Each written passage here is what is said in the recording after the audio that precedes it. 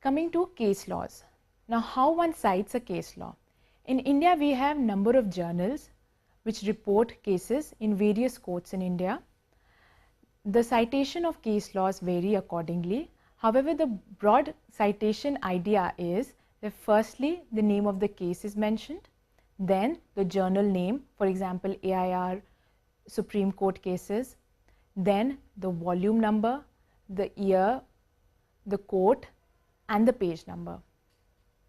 Following is an example of a case cited in the AIR and in SCC. This is an example of a case cited from the US. There the citation is slightly different. Now, how do we cite an act?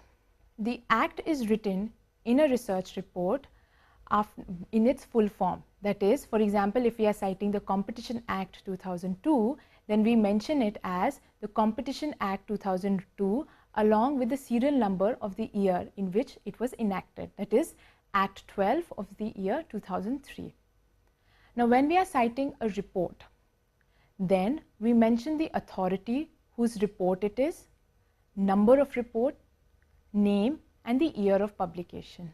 Like here in the example, we have cited a report of Law Commission.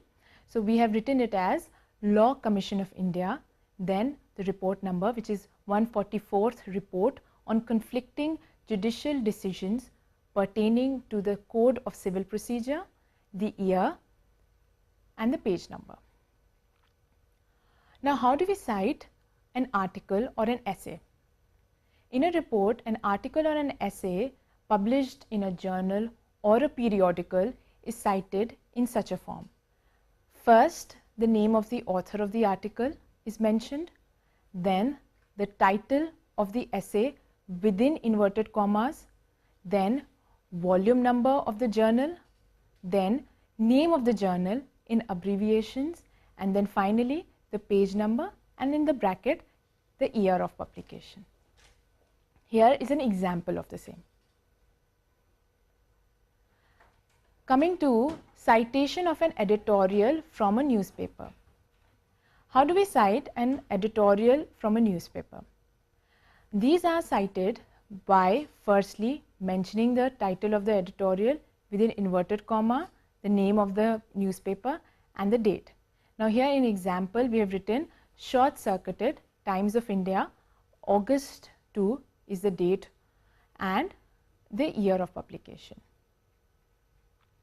Now, how does one cite an unpublished work? For example, a thesis of a person.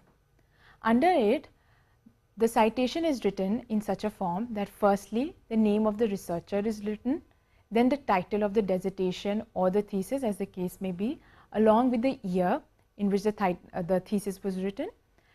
Then the unpublished PhD thesis needs to write the name of the university or the organization. Following is an example of it. Now, how do we cite a website? If the website gives the information as to when it was last modified, then it must be cited. If not, one must cite the date of the visiting of the library. Here is the example of it. In case it has been modified, then in the end of the citation, in the bracket, we write last modified on such and such date, and in case it has not been modified or it is not mentioned, then in the bracket we write visited on the date. Now, there are certain precautions that one has to keep in mind while writing a report. Following are these. First is the length of a report. The length of a report varies depending on the nature and type of report. However, the researcher must keep in mind that the report must not be too long.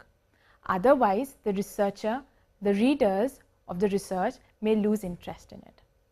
Second precaution that one should keep in mind while writing the report is that the report must be interesting and engaging. The style and language of the report must be simple, yet able to maintain the interest of the readers. Next precaution is the diagrammatic representation. The researcher must add graphs charts, tables for the various findings so that reader is able to quickly discern them. Another precaution that must be kept in mind by the researcher while writing a report is pre-planning of the report. Keep the objectives of the research in mind. The researcher must pre-plan the layout and the structure of the report for it to be in accordance with the nature, scope, and finding of the research. Next, it should be grammatically sound. The report must be free from grammatical and punctuational errors. All footnotes, abbreviation, etc. must be clearly mentioned.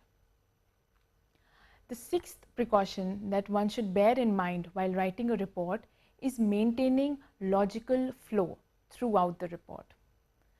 It is necessary for the clarity and better communication of the report that there must be logical flow of the subject matter in the report, without which it will be difficult for the readers to decipher it. Another precaution that must always be kept in mind by the researcher is that the report must be under all cost original.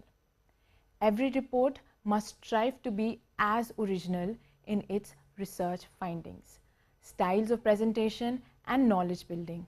This contributes greatly to the future legal research work in the same field. Another precaution that is to be kept in mind is mention further implications of the report. Towards the end of the report, the researcher must mention the further implications of the said work, like in the policy implementation or let's say jurisprudential contribution, etc. Another important precaution to be kept in mind at the time of writing the report is bibliography must be comprehensive. Exhaustive bibliography must be mentioned at the end of the report. Another precaution that must be kept in mind while writing a report is the objectives, nature, technique, and limitations be stated. In the introduction part of the report, the researcher must mention the objectives, scope, nature, technique, tools, as well as limitations of the research conducted. This makes the report more wholesome as well as accurate. In the conclusion of the report writing presentation, I would like to say that report writing is the most important part of research. It is the end product of the entire research activity. It communicates to the reader the research that has been conducted. The report that has been prepared by him, therefore, must be always simple and coherent to justify the findings and explain the research substantively. Hence, in this presentation, we saw how to write an effective report. Thank you.